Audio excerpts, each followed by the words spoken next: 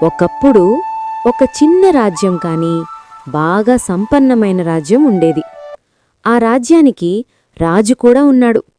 కాని సమస్య ఏమిటంటే ఆ రాజు చాలా తొందరపాటువాడు. ఆలోచించకుండా నిర్ణయాలు తీసుకునేవాడు. తర్వాతేమవుతుందో అది రాజ్యమే భరించేది. జింగ్! రాజెప్పుడూ ఇలా అనేవాడు, ఆలోచనలకి టైం లేదు. రాజు అంటే స్పీడ్. ఇప్పుడే నిర్ణయం, ఇప్పుడే ఆర్డర్ అని చెప్పి మంత్రుల నోరు మూయించేవాడు. ఒకరోజు రాజు ఉదయం లేచాడు. కిటికీ తెరిచి బయట చూశాడు. ఆకాశం మబ్బుగా ఉంది. అంతే, వెంటనే రాజు గట్టిగా అరిచాడు, మంత్రులారా, ఈ మబ్బులు నాకు నచ్చలేదు. ఇవ్వాళ వర్షం పడకూడదు. మంత్రులు ఒకరినొకరు చూసుకున్నారు. ఒక మంత్రి ధైర్యం చేసి అన్నాడు, మహారాజా, వర్షం మన చేతుల్లో ఉండదు కదా. రాజు కోపంగా చూశాడు. అంటే నేను రాజు కాదా? ఆకాశం కూడా నా మాట వినకపోతే ఈ కిరీటమెందుకు? జింగ్! వెంటనే ఆదేశమిచ్చాడు, రేపటిలోగా వర్షం పడకుండా ఏదైనా చేయండి. మంత్రులు నిద్రలేక ఆలోచించారు, వర్షాన్ని ఆపడమెలా? ఇది రాజుకే సాధ్యం కాదు. మరుసటి రోజు వర్షం పడింది. వానలు వానలు, భారీ వర్షం.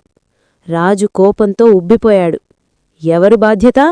మంత్రులారా, మీ పని పోయింది. అప్పుడే రాజసభలోకి ఒక చిన్న అబ్బాయి వచ్చాడు.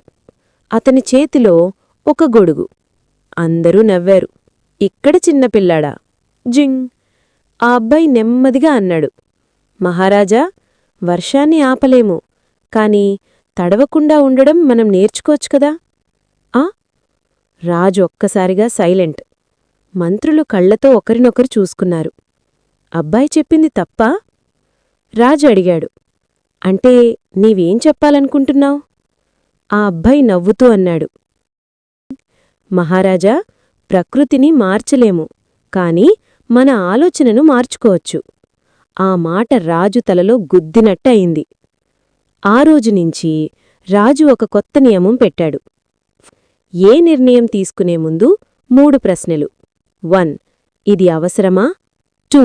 ఇది సాధ్యమా? 3. ఇది అందరికీ మంచిదా? ఒకరోజు మంత్రులు ఆశ్చర్యపోయారు. ఎందుకంటే రాజు ఆదేశమివ్వలేదు. బదులు ఇలా అన్నాడు, ముందు ఆలోచిద్దాం. రాజ్యం నవ్వింది. ప్రజలు సంతోషించారు. ఎందుకంటే ఇప్పుడు రాజు ఆలోచించేవాడయ్యాడు. నీతి: త్వరగా నిర్ణయం తీసుకునే రాజు నవ్వుల పాలవుతాడు. ఆలోచించే రాజు ప్రజల గుండెల్లో నిలుస్తాడు.